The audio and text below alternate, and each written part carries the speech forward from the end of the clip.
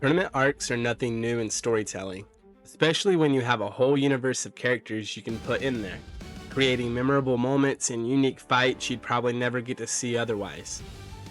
Dragon Ball had their Tenkaichi Budokai, Karate Kid had the All Valley Karate Tournament, and one of my personal favorites, that one random episode of Teen Titans where we see several sidekicks and other teenage supers battle in a tournament of heroes. What's up, Doc?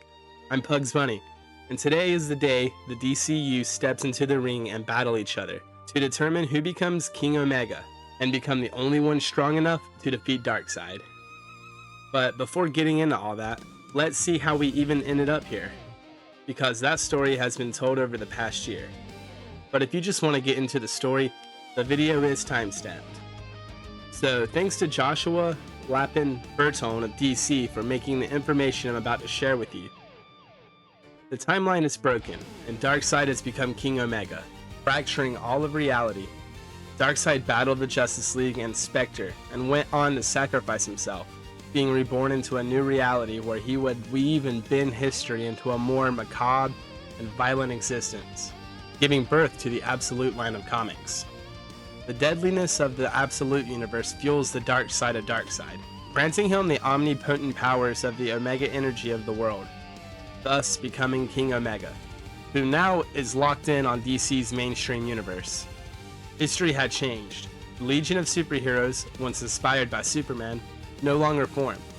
They instead served Darkseid, viewing empathy as a weakness.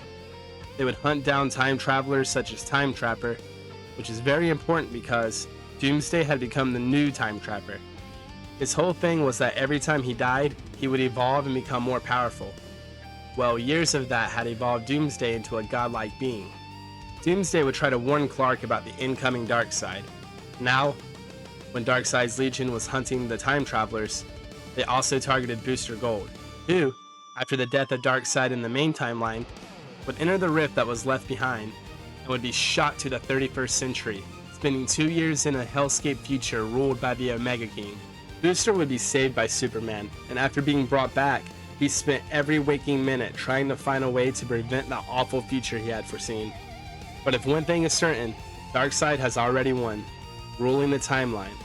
But in the present day, Darkseid hasn't seized the victory yet, and it's just a matter of time. DCKO. The KO stands for King Omega, and our heroes are in a shuffle trying to find a champion who can match King Omega's power and snuff out the flame before it even begins. So, now that we're all caught up, let's get into the story. Here in the dark, in the moments before it begins, he tells himself it's just another fight. A darkened Superman stretches, his hands wrapped up in the tatters of his cape. A brawl like countless ones before. A contest. A game to win. Small glowing orbs surround Superman's fist as he crashes them together. Hell, for this one, everyone even got to bring gear. Clark brought the knuckles. Scuffed and bloodied, Superman smiles. He forged them in the fortress years ago, after returning from the dead. Knuckles with miniature suns raging inside. Angry suns taken from empty universes. He had a really cool idea for a name too. Dawn's Day. But of course, it was too cool, and Lois shut that down. Superman makes his way to the large open gateway. Even so, with them, he's stronger, faster, ready to throw down. He's fought in other dimensions, other universes, fought gods and titans. What's one more fight? And then the doors open. Superman looks on, only muttering 2 words. What the? And we cut to a nice sunny apartment scene where Clark is playing a Justice League game with Diana and Bruce. And Clark is losing, badly. Diana is dominating the boys, getting a Batmobile boost. And why are all the power-ups Bat-themed? Diana would ask, just to read the box. Film Malone enter Bruce, she would say. Bruce would just laugh it off though. Never heard of it. Just play the game. Just then, Lois enters the dark room. I warn you, Clark doesn't like a game unless no one has to lose. Diana would clap back though. Aw, losing builds character. Just for Bruce to chime in with a large grin. So does winning. Lois walks over to Clark, kissing his head, happy that he gets to spend some personal time with everyone because he's always busy saving the world. But Clark is still reluctant though, throwing the idea of eating up. "Don't be like that," Bruce would say. "This is one of those rare chances when you get to play to win. For yourself. Enjoy it." Diana would immediately roll a 12 though. They play on, and as they do, they talk about friends, family, not colleagues or heroes. They joke, they talk about their children, they discuss private things we'll return to very soon. Hours would pass and the game was still not over, but they're all coming up to the finish line, being the Watchtower. And as Diana was about to win the game, Lois would take a notice to how bright it was outside. Clark stands up, the apartment doused in a red light. He says only one thing: "Dear God." Outside, destroying the city, was a massive Darkseid, the hero's oldest and greatest foe, maybe the most familiar enemy they have. But this Darkseid has become something else. He isn't just bigger, stronger, he's everything. A universe of power given form. I couldn't have said it better myself, honestly. He's got a really cool design, sporting the Omega signs on his head and chest. Everywhere he looks, the city becomes his. It becomes him. Clark can see it happening. Every particle, every molecule, every atom is now a Darkseid. We see the destruction he brings down on Metropolis. People run screaming as the buildings of this once beautiful city are turned into rubble by the eye-beams of Darkseid. As they charge him, Clark tells himself they've done this before. They fought Uxas dozens of times and won, but deep down, you can feel it. This is different. Superman and Wonder Woman, followed by the Batplane, are on their way to battle. Superman, knowing his friends are feeling the same thing he feels. Darkseid's power is on a whole nother level though, because the being out there, he exists beyond physics. He's somehow everywhere at once. Darkseid battles in Gotham, Themyscira, the Rock of Eternity, Oa. We can see several heroes in their respective cities falling to the might of Darkseid. He's become more than a god. He's all godliness. He's all magic and sorcery. He is all the wonder and terror of the cosmos, the end of everything.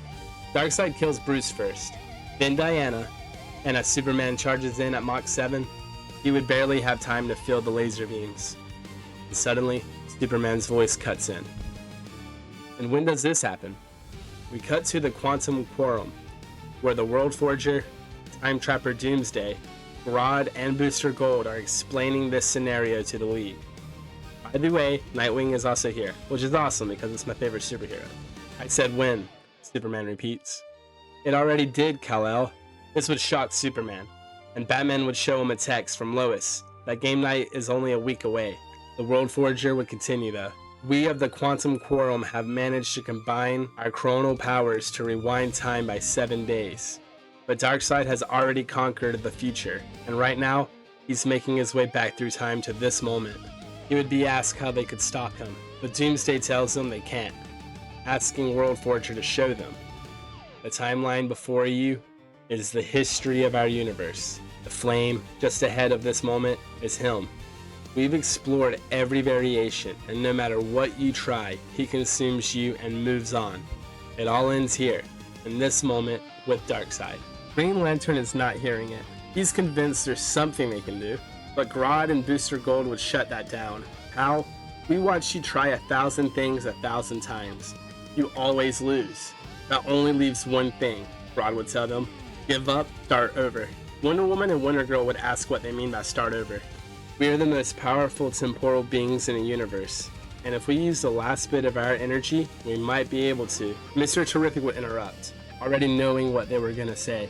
Create a new timeline for us? Can't be serious. Very serious, Mr. Terrific. Not that long ago, a being did this very thing. Here, at this inflection point, we started you all.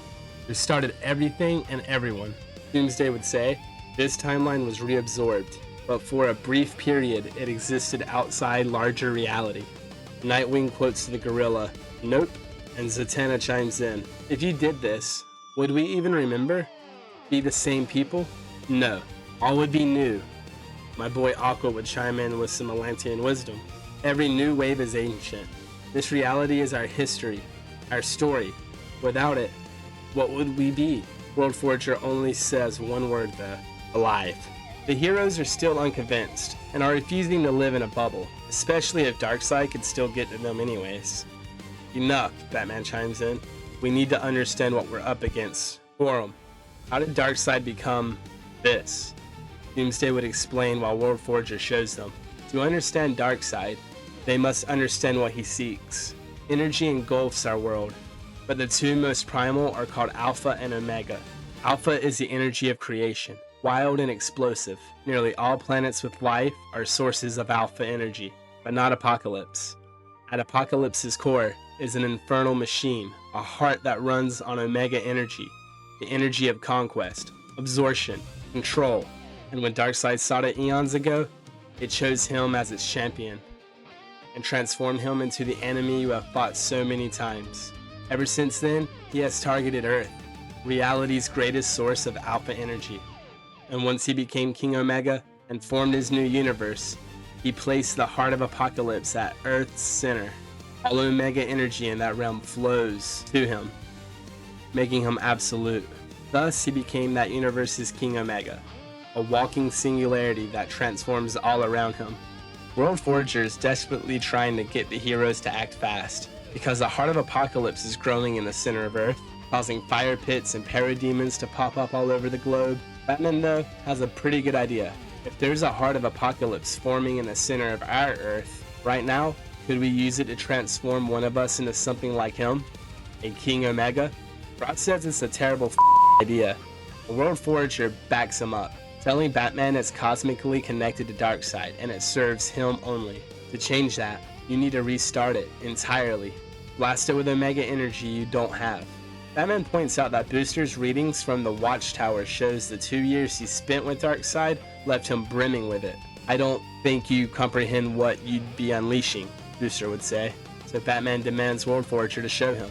Doomsday tells Batman the heart is sentient and would seek a champion upon its restart, but it would seek someone fueled by conquest, not heroes, or as Grodd would put it, soft as hell.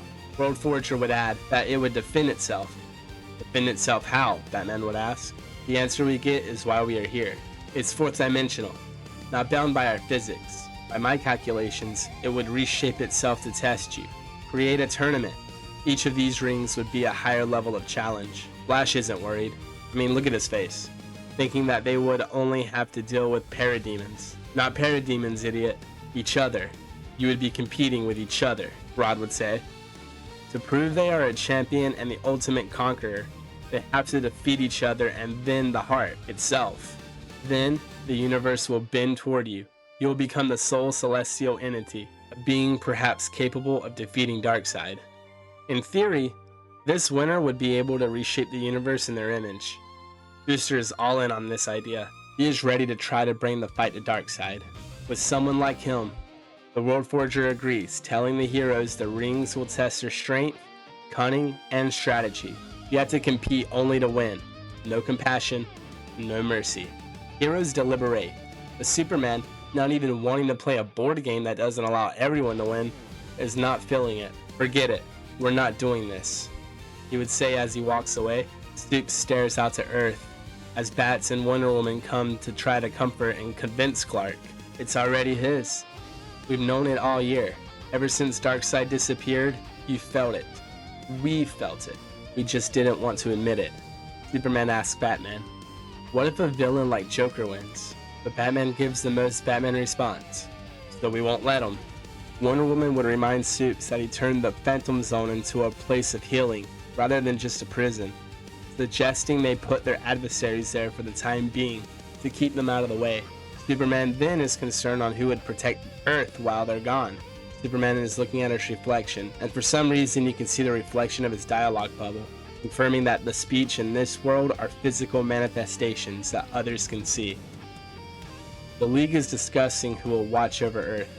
This could work, Clark. Think about it, Batman would say. But what Clark thinks about is the moment he charged Darkseid. And that terrible sound. It was the sound of every heart on Earth suddenly doing the same thing. Not stopping or dying, but falling in unison.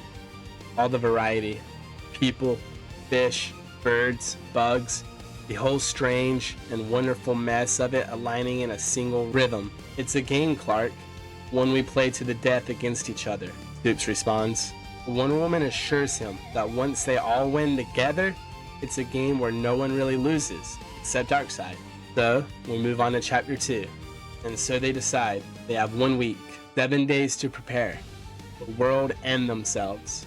Then, on the 7th day, just before Darkseid arrives, they will enter the heart and compete to become its champion.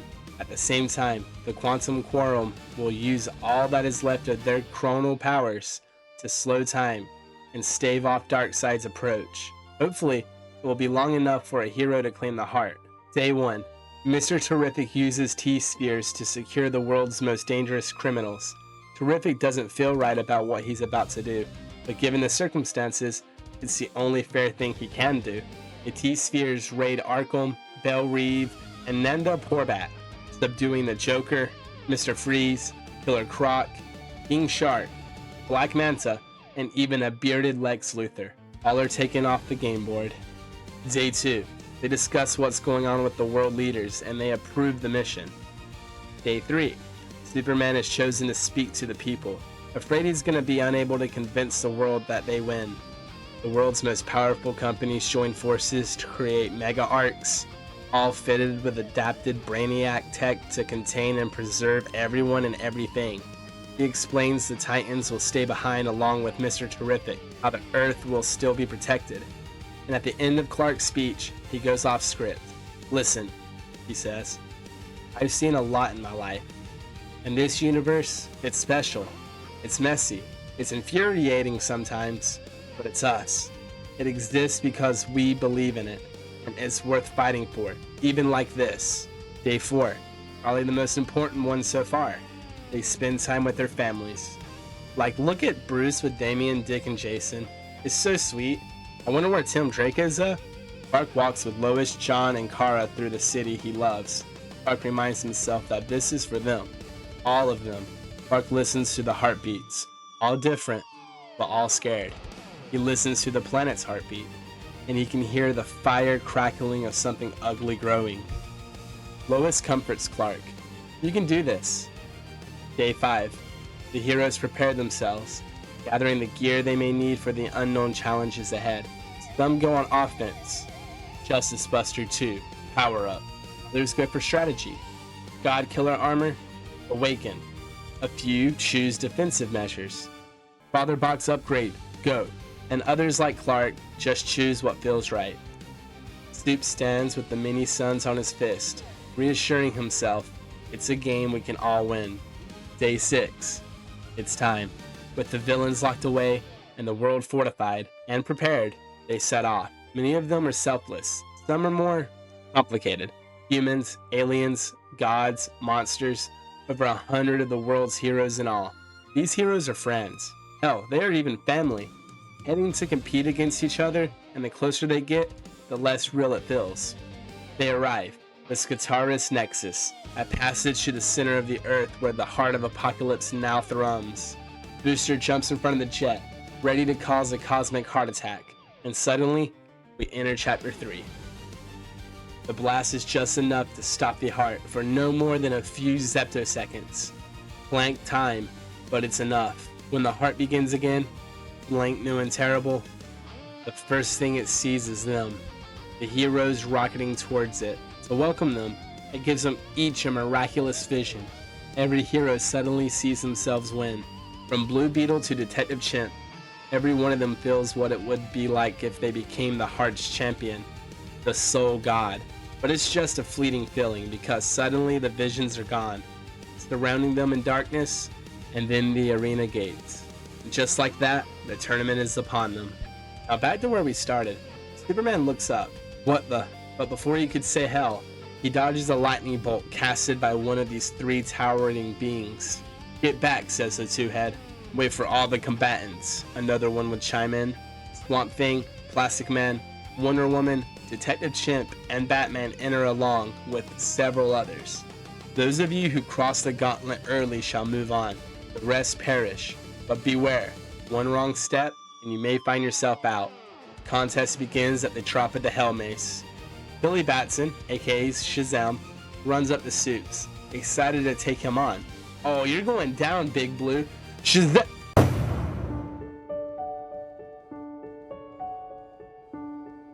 "Oh, you're going down, Big Blue." But before he could even finish his transformation, the colossal mace would drop on top of him. "You may begin." That was a mistake. Superman, in anger and anguish, bolts up to the sky, flashing into the face of the kaiju being with the mace. "That's right, come on, pick on someone your own," Superman would say until he was shot in the back by Batman. "Clark, head in the damn game." Superman descends to the ground, looking on at the incoming crowd of combatants. He knows Bruce is right. The gauntlet is full of booby-trap tiles. The Goliath's weapons fall like thunder, but if they are going to generate enough Omega energy, he needs to play to win. They all do. The first to fall is Damage, crushed by a mace and blown up by a tile. Adam Strange went next, stepping on a booby trap. Superman flies, assuring it's just a game. And in this scene of board game-like panels, we would see Jay Garrett running to the glowing portal, marked as the finish line. But one bad step summons a horde of beefed-up parademons. They were exposed to Darkseid at full saturation. Now, they're known as Omega Demons, and they begin opening fire upon the heroes. Jason Todd and Harley battle together. "Move over, zombie boy. Background is mine," Harley would laugh. "You know what, Harley? This is pretty much exactly how I pictured the inside of your mind." On a slow day, Wonder Woman, Cyborg, and Plastic Man handle business, and Zatanna uses her magic. Lobo stands over an Omega Demon, choking him to death with his chains, but from behind, he would hear, "Look out! Obscure character in a massive live-wide event coming through. I'm at extremely high risk of death." Ambush Bug would yell. Lobo takes advantage and trips him, where Ambush Bug would be crushed. "You fraggin' said it, man, not me." Clark throws himself at the Omega Demons. Heat Vision, Freeze Breath, Kiloton punches. The knuckles burn. He tells himself he's doing it, competing, but if you look at him, really look, he's not. Diana, Mary, and Kara cross the finish line. In the shadows, the fire pits hiss, angrily, because without even realizing it, Clark is hanging back instead of blasting through. He's clearing the way for his friends. More make it through. 5, 10, portal begins to shrink, and Clark fights on. Carter makes it through, bringing the number of heroes who cross the finish line to 19. It occurs to Clark that he hasn't seen Bruce cross yet, which surprises him. If anyone was going to make it through, it would be him. Batman tells Superman, "They need to stay focused. You need to stay..." But before Batman could give his repeated advice, he would be impaled from behind. Stoops looks in absolute horror. The next part happens in slow motion. The flag unfurls, revealing the word "bang." Then a blast hits Clark, knocking him off his feet. Superman would look up to see the villains Mr. Terrific had secured. The Joker, King Shark, Starro the Destroyer, Cheetah, Giganta, and Lex Luthor. "Huh? I guess Batman doesn't always win," the Joker laughs. Superman looks at Batman in shock, and as Batman begins to turn into Omega energy, he mutters his final words. "Remember what I said." Superman looks at his hands in disbelief. How did the villains escape? How did they get here? Giganta, the Joker, and Lex Luthor would cross the finish line, but before Lex crosses, he turns to Superman and smiles. There's something in Lex's smile. It takes Clark a moment to realize that it's pity.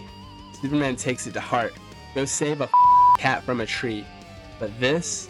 Leave this to us, Boy Scout. Blue Beetle goes down, followed by Green Lantern. He thinks back to the game night. Bruce's words, his fist curled, and then no one knows what hit them. The Titans, the Omega Demons, the heart itself.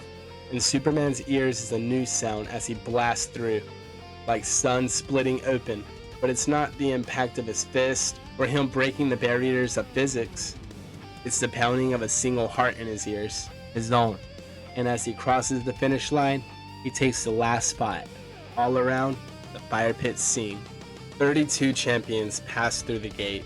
The Joker, Star Sapphire, Jay Garrett, Vixen, Connor Hawk's Green Arrow, Etrigan, Superman, Cheetah, Hawkman, Lobo, Zatanna, Power Girl, Plastic Man, Batwoman, Starro, Berta, Lex Luthor, Harley Quinn, King Shark, Aquaman, Black Lightning, Supergirl, Firestorm, Robin, Giganta, at least I think that's Giganta. She doesn't look anything like she did moments ago.